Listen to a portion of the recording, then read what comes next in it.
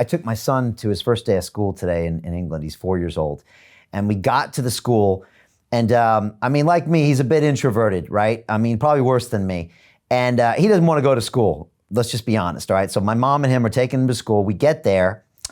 The teachers have visors over their heads, all right? So if you weren't freaked out already, the teachers look like aliens. Great. Next, they make mommy and daddy put on rubber gloves before I went into the classroom. Rubber gloves. I was like, are you serious?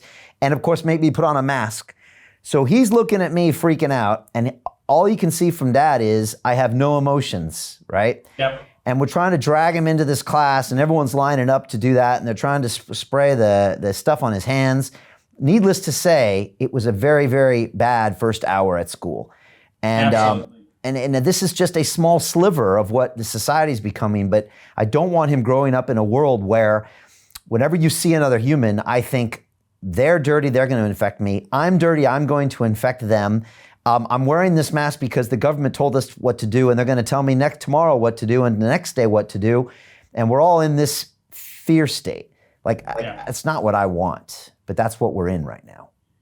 Yeah, and Brian, one of the things that I remind people is I grew up in a very religious environment.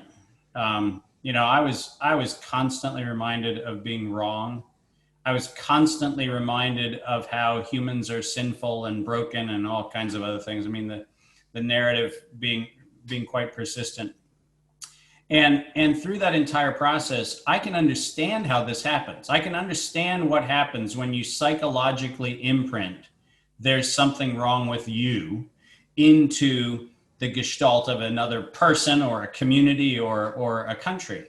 The fact of the matter is, it took me my 53 years of life to even start unwinding some of those effects. And I would love to tell you that I'm all out the other side.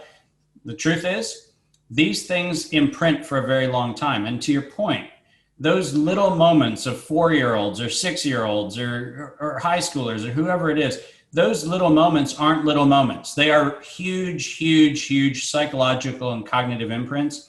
And that's why I'm so passionate about making sure that we end this thing before we lose more of our humanity, because it is so vital. Part of the reason why I celebrate Mikki's efforts, he's a dad, I'm a dad, you're a dad.